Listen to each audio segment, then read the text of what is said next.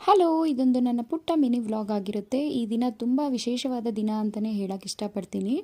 So ಈ video already ನಾನು ಯೂಟ್ಯೂಬಲ್ಲಿ ಲಾಂಗ್ ವಿಡಿಯೋ ಅಪ್ಲೋಡ್ ಮಾಡಿ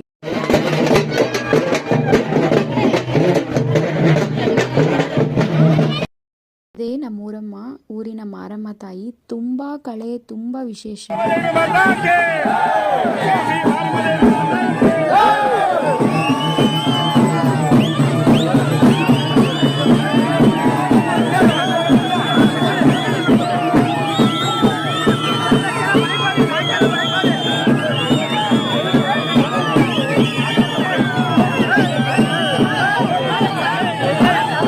ಸೊ ಇದಾದ ನಂತರ ಮಾರ್ನಿಂಗ್ ನಾನು ಟಿಫನ್ಗೆ ಇಡ್ಲಿ ಬ್ರೇಕ್ಫಾಸ್ಟ್ ರೆಡಿ ಮಾಡಿದ್ದೆ. ಇಡ್ಲಿ ಚಟ್ನಿ. ಇದ್ರ ಜೊತೆ ನಾನು ಮಾರ್ನಿಂಗ್ ಇವತ್ತು ಮೆಂತ್ಯ ಮತ್ತು ಜೀರಿಗೆದು ಡೆಟಾಕ್ಸ್ ಡ್ರಿಂಕ್ ತೊಗೊಂಡೆ. ನಾನು ಟಿಫನ್ ಮಾಡೋಕ್ಕೆ ಮುಂಚೆ ಬಿಫೋರ್ ಹಾಫ್ ಆನ್ ಅವರ್ ನಾನು ಇದನ್ನು ಕುಡಿದಿರ್ತೀನಿ. ಅದಾದ ನಂತರನೇ ನನ್ನದು ತಿಂಡಿ.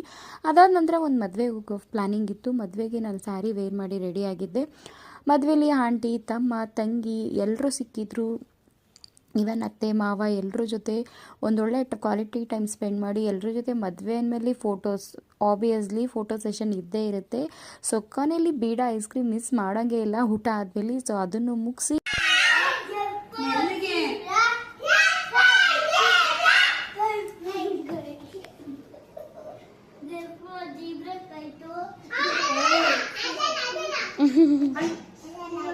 ನಾನು ಇವಳಿಗೆ ಮಂತ್ಲಿ ಎವ್ರಿ ಮಂತ್ ನಾನು ವೆಯ್ಟ್ ಗೇನ್ ಆಗಿದ್ದಾಳ, ಡಿಕ್ರೀಸ್ ಆಗಿದ್ದಾಳ, ಏನು ನೋಡೋಣ ಅಂತ ಅಂಗನವಾಡಿಗೆ ವೆಯ್ಟ್ ಚೆಕ್ ಮಾಡೋಕೆ ಕರ್ಕೊಂಡು ಹೋಗ್ತಾನೆ ಇರ್ತೀನಿ. ಅಲ್ಲಿ ಹೋದಾಗೆಲ್ಲ ಮ್ಯಾಂಡೇಟರಿ ಇವಳ್ದು ಹಳು ಇದ್ದೇ ಇರುತ್ತೆ.